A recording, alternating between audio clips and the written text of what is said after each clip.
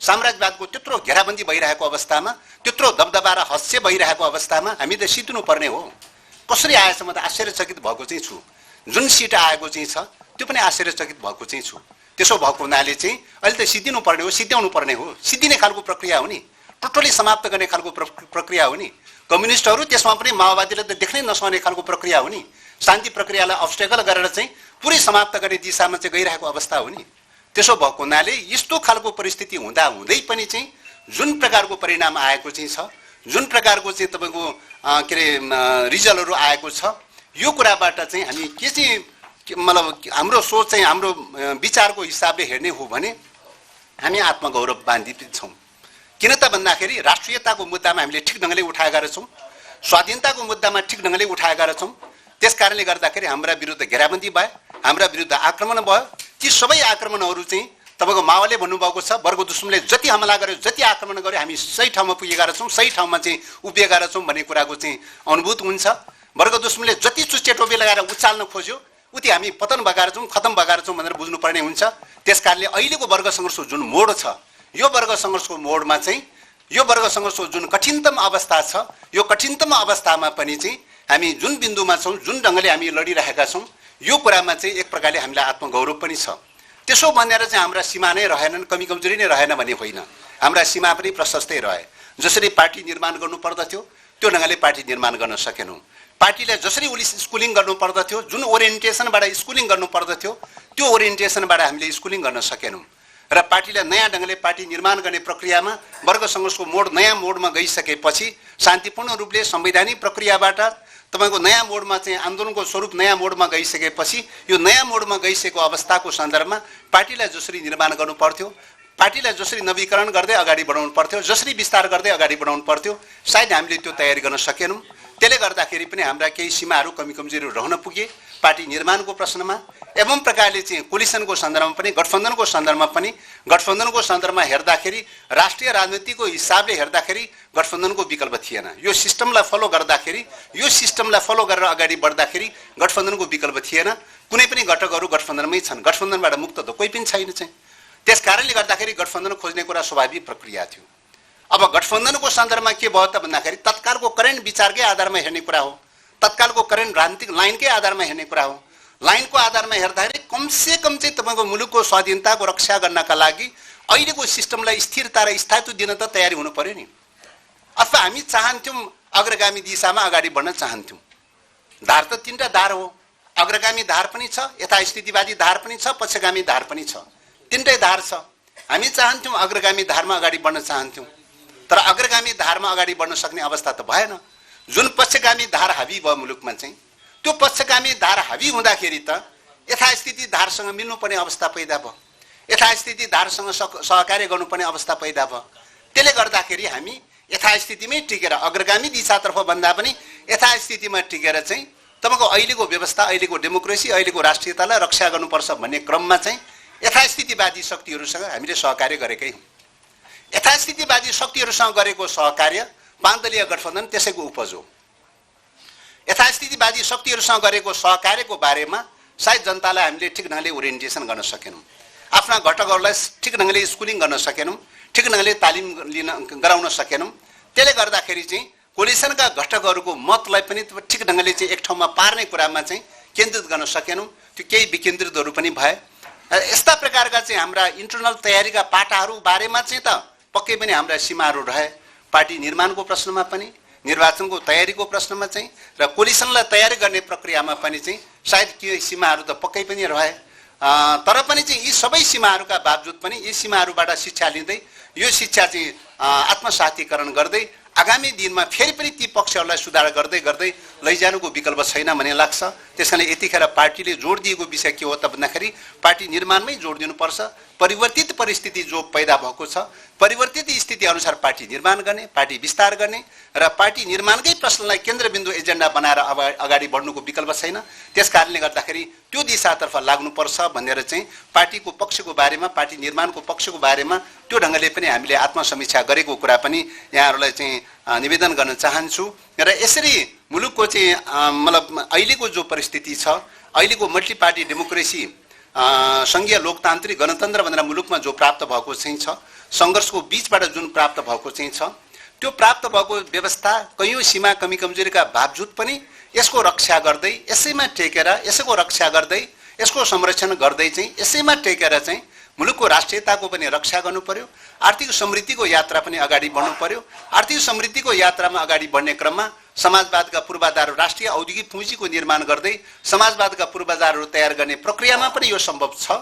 राष्ट्रिय स्वाधीनताको पक्ष प्रमुख कुरा हो।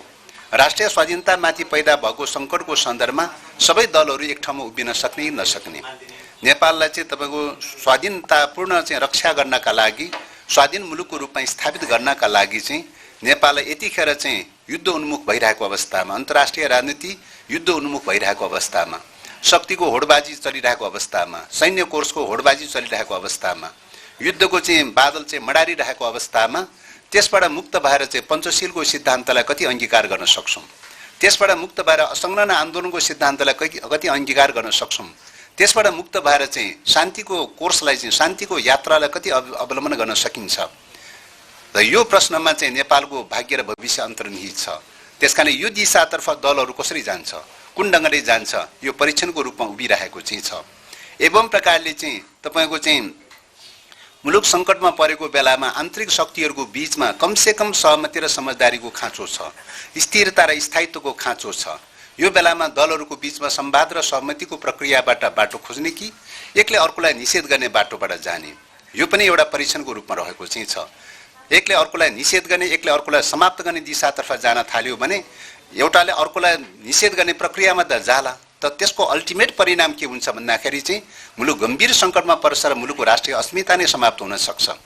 त्यसैले यतिखेर चाहिँ आफ्ना आफ्ना आस्था र विचारको आधारमा फरक दलहरू बनेको भए तापनि राष्ट्रियताको मुद्दामा, मेजर मुद्दामा एक आपसँग सहमति, समझदारी र सद्भावको रूपमा विकास गर्नुको विकल्प छैन।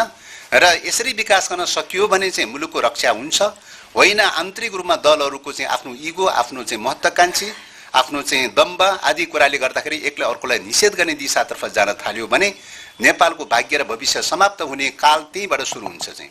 त्यसकारणले गर्दाखेरि चाहिँ यो अवस्थामा पनि दलहरू कति गम्भीर बनेर अगाडि बढ्ने भन्ने च्यालेन्ज पनि पैदा भएको छ। यो च्यालेन्जलाई फेस गर्नलाई दलहरू कति तयारी हुन्छन्, नेताहरू कति तयारी हुन्छन्, आगामी सरकार कति तयारी हुन्छ, सरकारको नेतृत्व कति तयारी हुन्छ, यो परीक्षणको घडीको रूपमा रहेको चाहिँ छ। त्यसकारणले गर्दाखेरि एवं प्रकारले चाहिँ मुलुकको अर्थतन्त्र, मुलुकमा चाहिँ तपाईको अहिलेको समस्या भनेको के हो त भन्दाखेरि चाहिँ विश्वव्यापी रूपमा चाहिँ बहुमण्डलीकृत रूपमा रहेको वित्तीय एकाधिकार पुँजीवादको चाहिँ प्रभुत्व हो। वित्तीय एकाधिकार पुँजीवादको प्रभुत्व भनेको कमिसन तन्त्र हो। कमिसन तन्त्र भनेको अर्को शब्दमा भ्रष्टाचारी तन्त्र पनि हो। त्यसकारणले यही कमिसन तन्त्र र भ्रष्टाचारी तन्त्रले चाहिँ मुलुक चाहिँ एक प्रकारले आर्थिक रूपले तबाह हुँदै गइरहेको छ, ऋणग्रस्त बन्दै गइरहेको छ, गम्भीर आर्थिक सङ्कटमा पर्दै गइरहेको चाहिँ छ। त्यसकारणले कमिसन तन्त्रको विरुद्धमा चाहिँ बहुराष्ट्रिय कम्पनीहरूले सृजना गरेको कमिसन तन्त्रको विरुद्धमा लड्न कति तयारी हुने, सुशासनका लागि लड्न कति तयारी हुने, सुशासनको लागि चाहिँ तपाईँको कायम राख्न, मुलुकमा सुशासन कायम राख्न कति तत्पर हुने, भ्रष्टाचारका विरुद्ध लड्न कति तत्पर हुने भन्ने प्रश्न पनि एउटा च्यालेन्जको रूपमा, चुनौतीको रूपमा खडा भएको चाहिँ छ। र त्यसका विरुद्धमा कसरी जाने भन्ने कुरा दलका नेताहरूको लागि एउटा चुनौती बनेको छ। आगामी सरकारले चाहिँ यो चुनौतीलाई सामना गर्न सक्यो, नेपाललाई स्वाधीन बनाउन सकिन्छ। कमिसन तन्त्रमा फस्न थाल्यो, भ्रष्टाचारी तन्त्रमा फस्न थाल्यो भने नेपालको भाग्य र भविष्य समाप्त हुने प्रक्रिया पनि त्यहीबाट सुरु हुन्छ। त्यसैले यो परीक्षणको रूपमा रहेको छ। एवं प्रकारले चौथो कुरा के रहेको छ त भन्दाखेरि चाहिँ तपाईको नेपालको सन्दर्भमा राष्ट्रिय आत्मनिर्भर अर्थतन्त्र निर्माण गर्न सक्ने नसक्ने, सधैँ विदेशीहरूबाट बेसा गरेर मात्रै जीवन निर्वाह गर्ने परमुखी मात्रै बनिरहने हो कि, या चाहिँ हामीले आफ्नै खुट्टामा उभिएर चाहिँ तपाईको कृषि उत्पादन, औद्योगिक उत्पादन लगायतका अत्यावश्यक वस्तुहरू आफैले उत्पादन गर्ने प्रक्रियामा लाग्ने कि नलाग्ने चाहिँ त्यो पनि गम्भीर परीक्षणको रूपमा रहेको चाहिँ छ। हामीले आफूलाई आवश्यक पर्ने, देशलाई आवश्यक पर्ने चिजहरू चाहिँ देशभित्रै उत्पादन गरेर चाहिँ देशभित्रै आत्मनिर्भर बन्ने प्रक्रियाबाट जान सक्यो भने नेपाल स्वाधीन बन्दै जान्छ। हरेक कुरा चाहिँ विदेशबाट चाहिँ आयात गर्ने, विदेशी वस्तुमाथि परनिर्भर रहने, विदेशी पुँजी र विदेशी वस्तुमाथि परनिर्भर रहने खालको चिन्तनबाट जान थाल्यो भने नेपालको चाहिँ अहिलेसम्मको चाहिँ नेपालको स्वाधीनता र स्वतन्त्रताको भाग्य र भविष्य यहीँबाट समाप्त हुने दिशामा जान सक्छ। त्यसकारणले हरेक कोणबाट हेर्दाखेरि चाहिँ मेजर विषयहरू, यी चारवटा च्यालेन्जहरू जो छ, यो च्यालेन्जहरूलाई फेस गर्नलाई कति तयारी हुन्छ र हुँदैन भन्ने प्रश्न नै अहिलेको चाहिँ मेजर विषय बनेको छ। त्यसकारणले यो अवस्थामा, यो सङ्कटको अवस्थामा, यो सङ्कटको घडीमा चाहिँ तपाईको नर्मल अवस्थामा जो कसैले पनि नेतृत्व गर्न सक्छ मुलुकको अवस्था, तर सङ्कटको अवस्थामा, यो सङ्कट पैदा हुँदाखेरिको अवस्थामा यो दृष्टिकोणबाट क्लियर हुनुपर्दछ। मुलुकको चाहिँ निम्ति यो दृष्टिकोणबाट क्लियर हुनुपर्दछ र त्यसको लागि चाहिँ यो अहिलेको जो परिवर्तनका मुद्दाहरूको सम्भाग भनेर भनेको चाहिँ 10 वर्षको जनयुद्धका साथै संयुक्त जनआन्दोलन हुँदै चाहिँ तपाईको पछिल्लो समयमा ब्रिया शान्ति सम्झौता भएर यो परिवर्तनको प्रक्रिया सुरु भएको हो। यसको जग भनेर भनेको ब्रिया शान्ति सम्झौता हो, यसको प्रस्तावक भनेको ब्रिया शान्ति सम्झौता हो, यसको प्रस्ताव र संरक्षक भनेको ब्रिया शान्ति सम्झौताका हस्ताक्षरकर्ताहरू हुन्।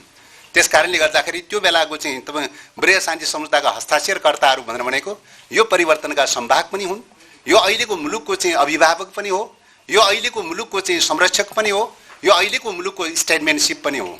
र यसरी स्टेटमेन्टसिप लिने पात्रहरू व्यक्तित्वहरू हेर्ने हो भने गिरिजाप्रसाद कोइराला यतिखेर हुनुहुन्न, एउटा सिङ्गो चाहिँ तपाईँको प्रचण्ड मात्रै बाँकी रहनु भएको चाहिँ छ।